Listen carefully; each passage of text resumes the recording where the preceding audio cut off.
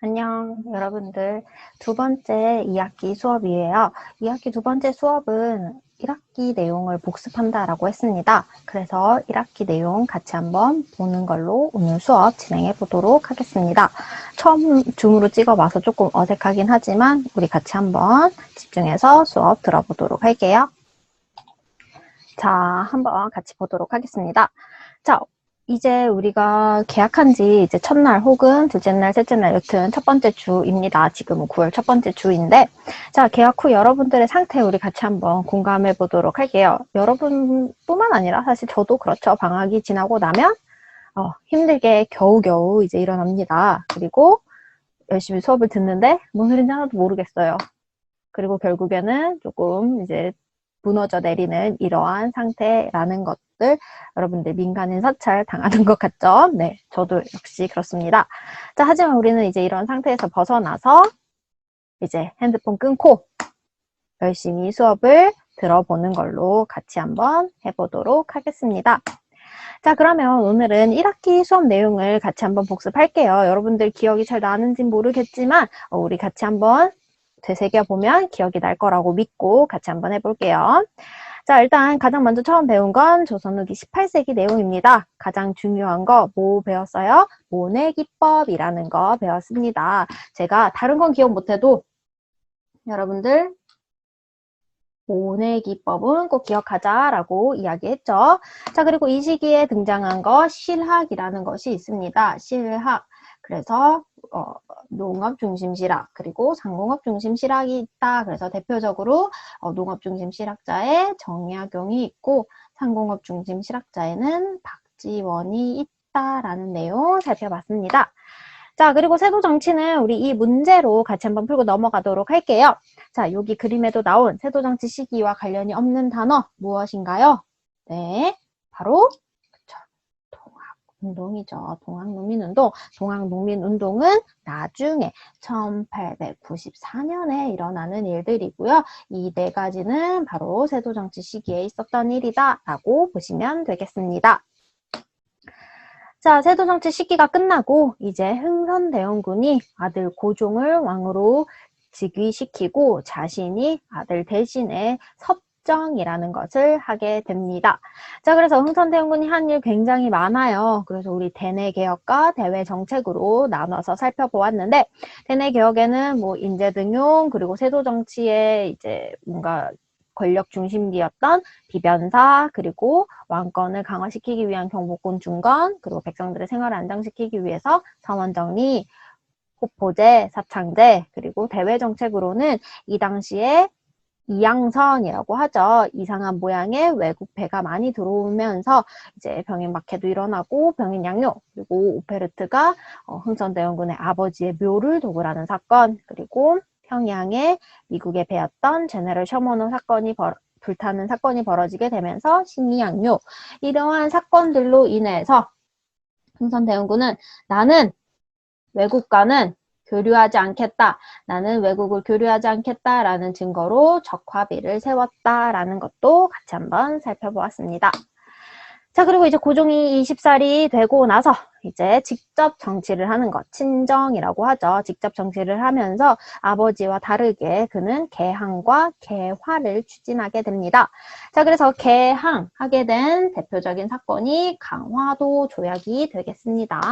그래서 강화도 조약 이후로 여러 가지 개화 정책을 펼치게 되죠. 그래서 뭐 통리기무화문을 설치하던가 아니면 뭐 조사 시찰단을 보낸다거나 수신사, 영선사, 그리고 뭐 별기군 이러한 것들을 추진하는 개화 정책을 실시했지만 이런 개화에 대해서 굉장히 많은 반발이 들어와요. 그래서 대표적인 반발론 위정척사운동과 그리고 별기군에 이제 저항한 이제 구식군인들의 반란, 이무군란이라는 것들이 일어나게 됩니다. 우리 다 시험 봤던 것들이기 때문에 여러분들 기억나고 있죠? 같이 한번 복습해보는 거 따라오세요.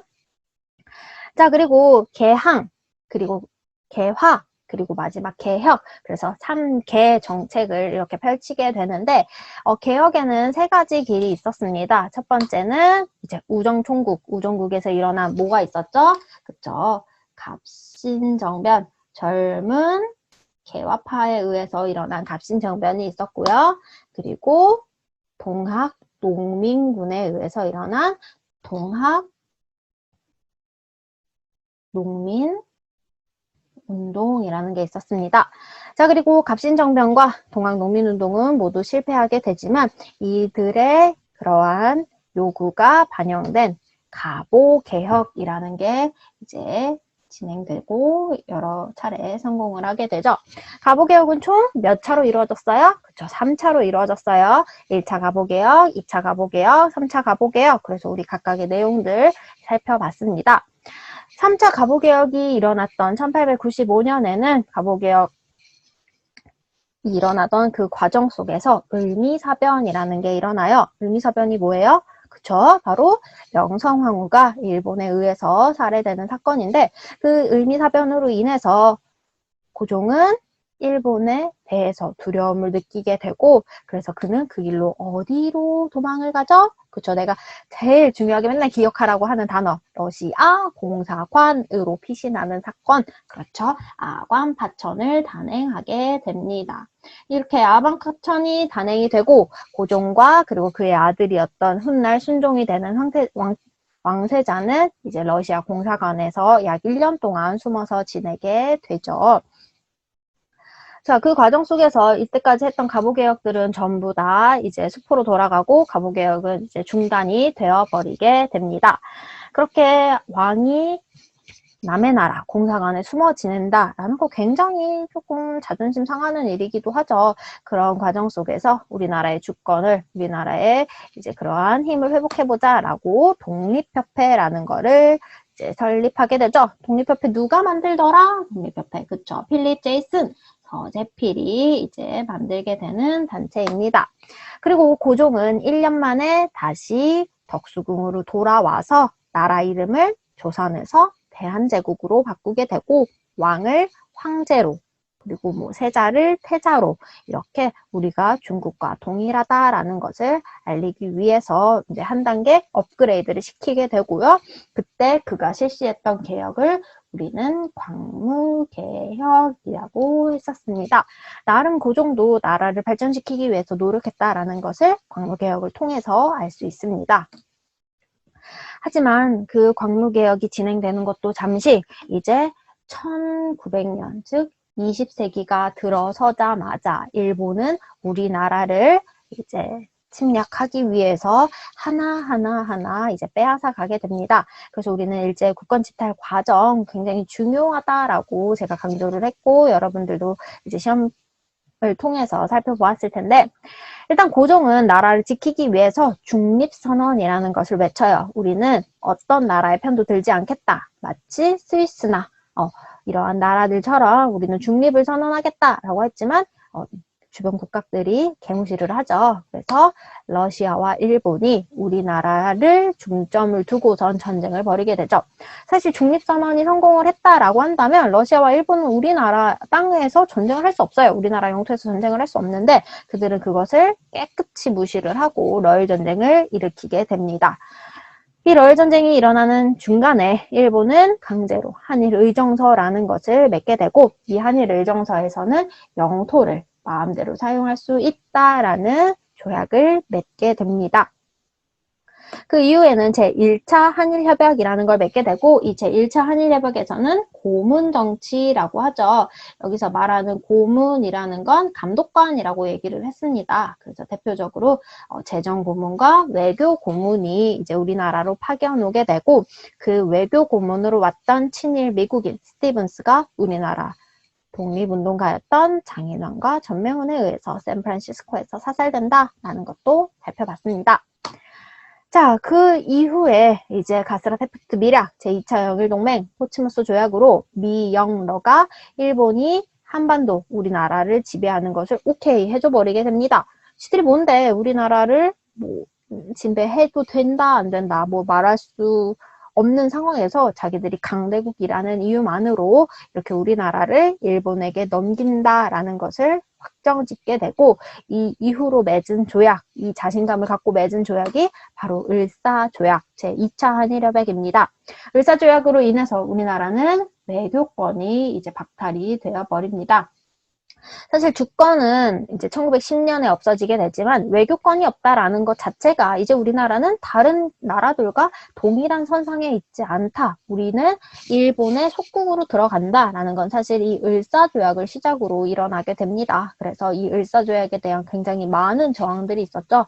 누구는 뭐 자결을 한다거나 안중근 같은 경우는 이 을사조약의 원흉이었던 이토 히로부미를 사살한다거나 그리고 의병 활동도 일어나게 되고 고종도 헤이그 특사를 보내게 되고 이러한 일들이 벌어지게 되는 조약, 을사조약 여러분들 꼭 기억하라고 이야기했습니다.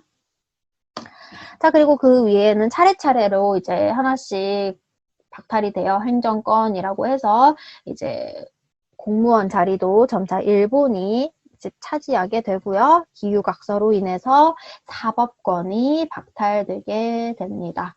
그러다가 결국에 1910년 8월에 한일합병, 일본에게 우리나라가 강제로 이제 주권을 빼앗기는 사건이 벌어지게 되면서 우리는 이제 일제 식민지라는 36년의 시간을 거치게 됩니다. 자, 하지만 가만히 있을 우리 조선인들이 아니죠. 그래서 누군가는 칼을 들고 누군가는 펜을 들고 나라를 지키기 위해서 노력을 하게 됩니다. 총과 칼을 들고 나라를 위해 힘썼던 사람들을 의병이라고 합니다. 대표적인 의병, 의미의병, 을사의병, 정리의병 이렇게 세 가지 있었고요. 그리고 칼이 아닌 펜과 종이를 들고 나라를 지키겠다라고 했던 사람들 애국개몽운동이죠. 그래서 애국개몽운동 단체 여러 가지들 있었어요. 뭐 보안에도 있었고 그리고 가장 유명한 단체 신민회라는 단체가 있었습니다. 그리고 신채호 역사를 지키자, 주시경 우리 언어를 지키자, 그리고 대한매일신보라는 신문을 통해서 나라를 되찾으려고 노력했던 사람, 그리고 특히 이 대한매일신보의 사장은 바로 영국인 베델이었다. 그렇기 때문에 일본에 비판하는 글을 굉장히 적나라하게 썼다라고도 얘기했습니다. 그리고 나라의 빚을 갚아서 일본으로부터 벗어나자라고 하는 국채보상운동도 일어났지만 결국에 일본의 모함으로 실패하게 된다. 비록 이러한 모든 운동들이 실패하긴 했지만 그래도 이러한 것들이 나중에 이어져서 무엇이 되는 거예요? 결국에는 나중에 독립 운동이 되는 거다라고 여러분들이 기억하시면 되겠습니다. 자, 일제강점기가 이제 시작이 됐죠. 일제강점기가 시작되면서 여기 경찰들도 이렇게 다 칼을 들고 있는 우리 이런 경찰을 뭐라고 하냐? 헌병경찰이라고 합니다. 헌병경찰제가 실시되고 토지조사 사업으로 일본에게 땅도 뺏기고 그리고 또 언론 출판 집회 결사의 자유도 뺏기고 교육도 제대로 안 시켜주고 이러한 상황이 바로 1910년대 상황이었다라고 보시면 되겠습니다. 하지만 일본이 전격적으로 이렇게 양의 탈을 쓴 늑대가 되어버리게 돼요. 1920년대가 되면서 왜 양의 탈을 쓴 늑대가 되어버렸을까요? 그 중간에 1910년대에서 20년대로 가는 그 중간에 무슨 일이 벌어졌기 때문에 그렇죠. 바로 1919년 3월 1일에 3.1운동이 벌어지게 되면서 조선인들은 이렇게 총과 칼로 다스린다고 말을 듣는 사람들이 아니구나 라는 것을 이제 일본 사람들이 느끼게 되고 그러면서 1920년대가 되면서 뭔가 온화한 정책을 펼치게 된다. 그렇지만 이 온화한 정책 속에서는 뭐가 등장하게 되냐? 바로 이제 친일파들을 양성하는 정책들을 펼치게 된다. 자, 그래서 신문도 만들어줘요. 신문 너네들도 발행해 라고 하면서 조선일보와 동아일보 신문을 발행하지만 실제로는 검열되어 있는 상태로서 굉장히 빈칸도 많았다. 그리고 1910년대에는 토지를 빼앗았다라고 한다면 1920년대에는 쌀을 빼앗아 갔다라는 그런 일들도 벌어지게 된다까지 우리가 배웠습니다. 1910년대는 무단 통치라고 해요. 무자비하게 통치한다라고 한다면 1920년대가 되면은 민족 분열을 시키는 문화라는 말을 빌려서 분열을 시켜서 친일파를 양성하던 1920년대였다라는 것들 왔습니다.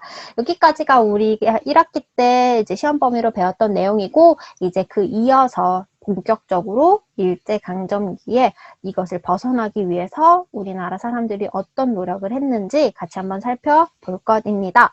본격적으로 내용을 배우기 전에 우리는 원래 등교하자마자 이러한 시기에 나라를 지키려고 노력했던 독립운동가들에 대한 이제 수행평가를 하려고 했는데, 그게 한 주가 미뤄졌어요.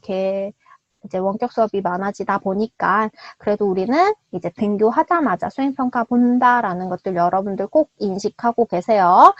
9월 14일 그 주에 모든 전반이 이제 수행평가를 볼 거고, 수행평가는 따로 준비해 올 거는 없고 여러분들 수행평가 본다라는 마음가짐만 갖고 오면 됩니다. 이에 대해서 자세한 내용은 다음 시간에 설명하도록 하겠습니다. 자, 다음 시간에 설명을 하고 여러분들이 이제 준비를 해오시면 되겠습니다. 자, 그렇다면 첫 번째 주 여러분들이 잘 수업 들어주셨을 거라고 믿어요. 내가 이렇게까지 하는데 여러분들 수업 열심히 듣고, 지난 시간에도 말했지만 궁금한 거는 카톡 채널로 궁금한 거 꼭 질문하시면 제가 바로바로 대답해 드릴 거니까 여러분들 언제든지 전화하거나 아니면 카톡 보내시면 되겠습니다.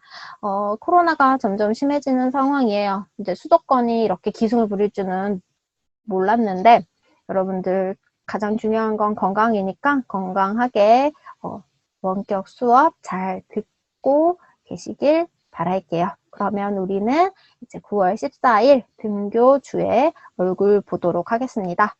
제가 얼굴 너무 오랜만에 보는 것 같아서 이렇게 얼굴도 찍어봤어요. 좀 민망하지만, 네. 자, 그러면 우리 이제 다음 영상 때 또 다시 만나요. 안녕.